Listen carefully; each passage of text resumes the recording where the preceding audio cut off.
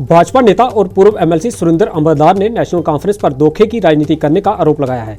बांडीपुरा जिले के अजिस में एक कार्यक्रम के दौरान पत्रकारों से बात करते हुए भाजपा नेता और पूर्व एमएलसी सुरेंद्र अंबरदार ने कहा कि भारतीय जनता पार्टी जम्मू कश्मीर की आवाम की सेवा और प्रदेश के विकास के लिए प्रतिबद्ध है।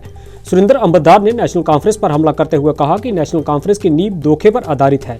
उन्होंने कहा कि आने वाले लोकसभा चुनावों में नेशनल कॉन्फ्रेंस खोखल नारे लगाकर लोगों को बेवकूफ बनाएगी, लेकिन आज कश्मीर की आवाम उनकी असलियत जान चुकी है और उनके द्वारा खेली जा रही राजनीति को अब समझने लगी है। भाजपा नेता ने कहा कि हमें उम्मीद है कि आने वाले लोकसभा चुनाव में भी जम्मू कश्मीर में भाजपा को बड़ी सीटें मिलेंगी। कश्मीर से न्यूज़ टुडे राष्ट्र के लिए आदिल अब्दुल्ला की रिपोर्ट।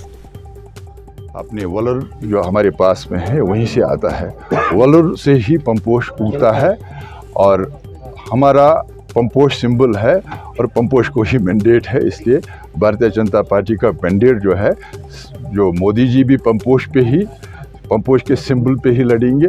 बारामूला का पार्लियामेंट्री कॉन्स्टिट्यूंसी में जिसको मैंडेट होगा वो भी पंपोश पे ही लड़ेगा। श्रीनगर का पार्लियामेंट्री कैंडिडेट भी जो होगा वो पंपोश पे लड़ेगा।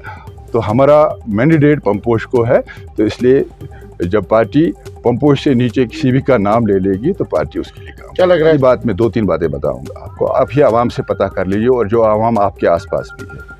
आवाम ये समझता है कि आज जम्मू कश्मीर में, हिंदुस्तान में सिर्फ एक ही की बात चलती है, वो नरेंद्र मोदी है। आवाम ये समझती है आप कोई नेशनल कॉन्फ्रेंस का बंदा, पीडीपी का बंदा झूठ कितना भी बोलेगा उसकी चलती नहीं, चलती है सिर्फ नरेंद्र मोदी जी की, चलती है भारतीय जनता पार्टी।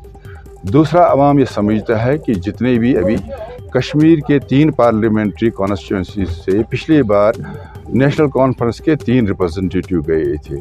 अभी आपके सामने हमने अपने आवाम से पूछा कि हकीकत में कितने इश्यूज़ उन्होंने पार्लियामेंट में उठाए। अगर इनको मालूम नहीं, ये सरल लोग हैं, तो जो जम्मू कश्मीर में, हमारे खासकर कश्मीर में जो आप जैसे मीडिया के बहुत ही अच्छे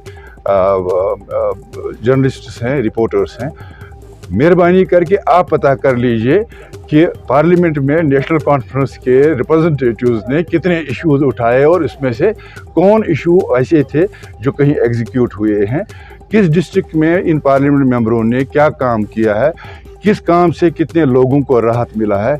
एक काम ये 3 पार्लियामेंट मेंबर मिलकर बताएं कि ये 5 साल में हमने ये काम किया है कश्मीर में जिसका कश्मीर को कोई फ़ायदा है।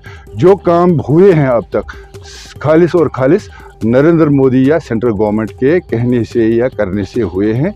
पार्लियामेंट मेंबर के कहने या करने से कोई काम नहीं हुआ। ऐसे पार्लियामेंट मेंबर के होने और ना होने से कश्मीर का अवाम समझता है कोई फ़र्क नहीं पड़ता है। इसलिए